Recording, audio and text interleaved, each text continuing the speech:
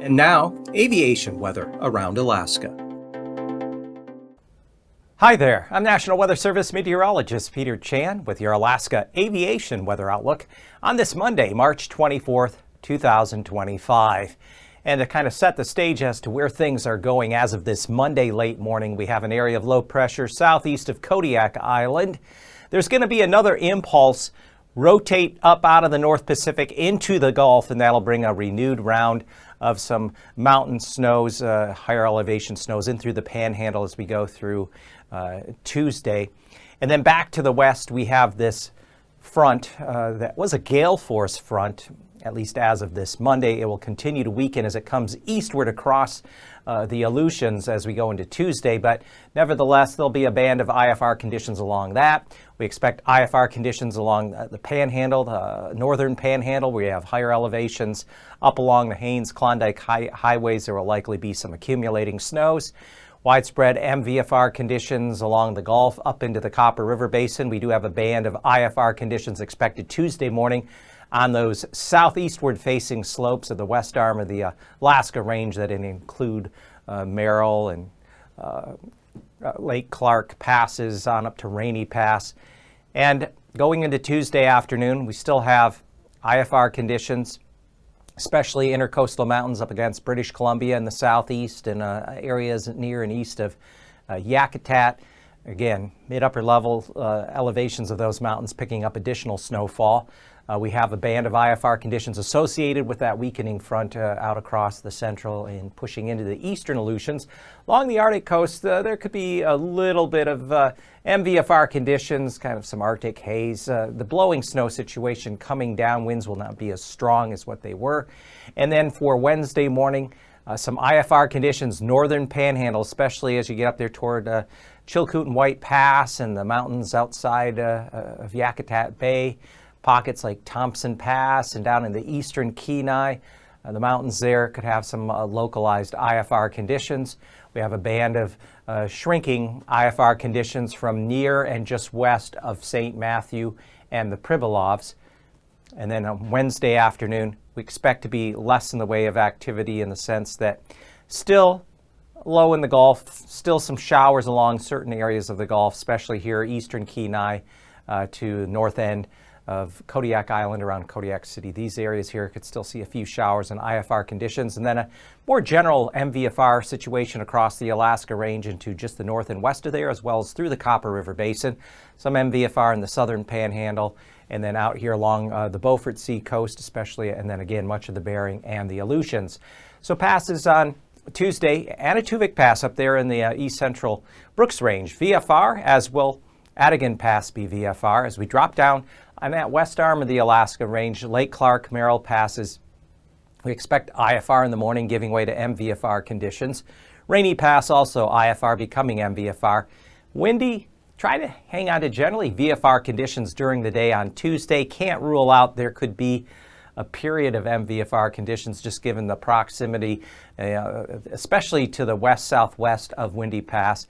And then Isabel Pass should generally see VFR conditions as we go further east along the Alaska Range. Mentasta Pass also generally VFR conditions.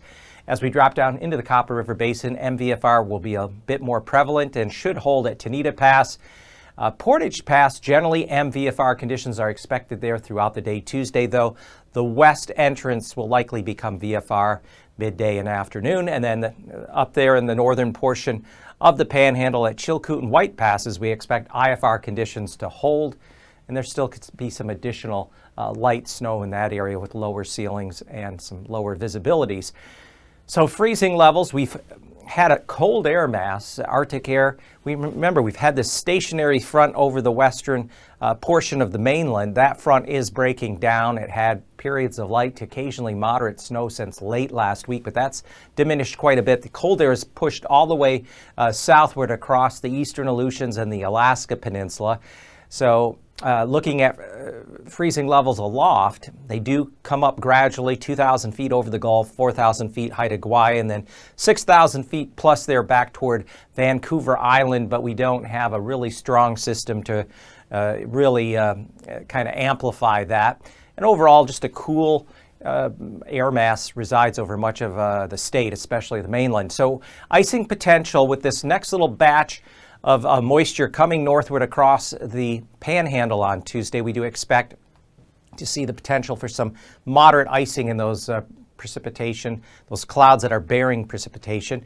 We have the initial low southeast of Kodiak Island, but then another little impulse is going to rotate back up toward the north and northwest, and that's what's going to fling that moisture into the panhandle, also along areas of the northwestern Gulf Coast above 4,000 feet. And then behind me with that front that will be weakening the band of precipitation and clouds there from the central bearing down into the central Aleutians. We expect some potential for moderate icing above 4,000 feet. Here is the upper level jet stream pattern at 30,000 feet or 300 millibars. We have a general trough residing over the mainland into the Gulf. Ahead of it, southwest flow coming out of the North Pacific across Haida Gwaii into the British Columbia coast, anywhere from 90 to 105 knots. And then behind me, we have this ridge trough pattern that's associated with that front that'll be working its way eastward and weakening. North winds getting pinched out here now along the west, southwest coast, southeast bearing, and across the Alaska Peninsula. That was the initial push of allowing that Arctic air to plunge southward, and now we have another system coming in, turning winds back more toward the west-southwest over the southwest bearing. At 9,000 feet, 700 millibars, fairly light winds across the interior mainland and along areas of the Gulf, though we have a little bit of enhancement that will be showing up as we get down to 3,000 feet or so. But behind me, there is a core of mid-level winds coming in just off of the Asian continent associated with that area of low pressure in the wake of the front. And then on Tuesday for the Gulf area, there is that low circulation, and there's just a little bit of an enhancement, say from outside of Yakutat Bay, especially Cape Suckling to outside of Hinchinbrook entrance at 3,000 feet. There could be some winds locally 30 to 35 knots.